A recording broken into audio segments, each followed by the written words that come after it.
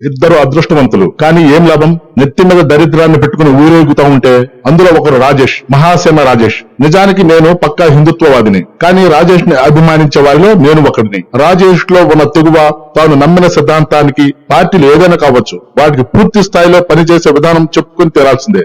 రాజకీయ వారసత్వం ఏమి లేకపోయినా, రాజకీయ అనుభవం ఏమాత్రం లేకపోయినా తెలుగుదేశం పార్టీ రాజేష్ ను అధికార ప్రతినిధిని చేయటమే కాకుండా ఎమ్మెల్యే అభ్యర్థిగా ప్రకటించడం నిజానికి చాలా గొప్ప విషయం. అలా ప్రకటించిన మరుసటి రోజు నుంచే అన్ని పార్టీల నుంచి, మత సంస్థల నుంచి, చివరికి తెలుగుదేశం పార్టీ నుంచి కూడా రాజేష్ నియామకం మీద నిరసనల గోల ప్రారంభమైంది.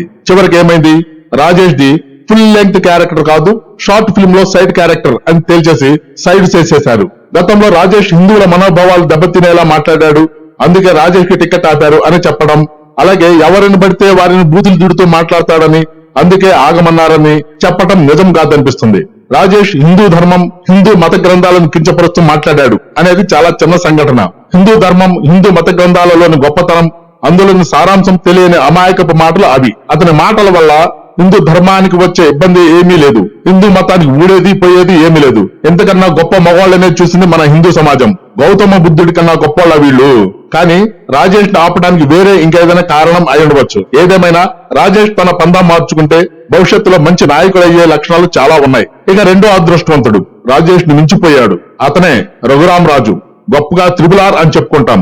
ఒక ఎంపీ స్థాయి వ్యక్తి మరీ చిల్లరగా మాట్లాడటం, తాను గెలిచిన పార్టీ నాయకత్వాన్ని ఇష్టం వచ్చినట్లు తుడిపారా పట్టడం కొంత ఓవర్ అనిపించింది. తమకు నచ్చని వ్యక్తిని బండబూతులు తిడుతున్నావు కాబట్టే రఘురామరాజుని గంటల కొద్దీ వాళ్ళ మీడియా ఛానళ్లలో చూపించి వాళ్ళ పబ్బం గడుపుకుంటున్నారనే స్పృహ లేకుండా ప్రవర్తించాడు త్రిబుల్-ఆర్. అసలు ఏ పార్టీలోనూ ప్రాథమిక సభ్యత్వం లేకుండా ఎవరు సీట్ ఇస్తారో తెలీదా?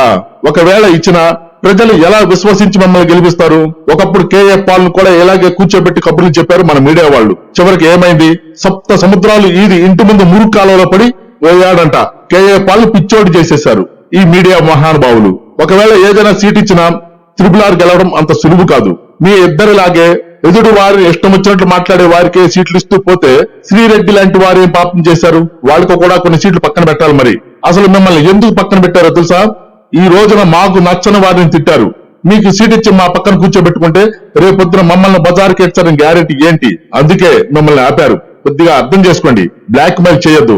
రాజకీయాలలోకి రావాలి అనుకునే వారికి వీరిద్దరిది ఒక మంచి ఉదాహరణ, గుర్తు పెట్టుకోండి.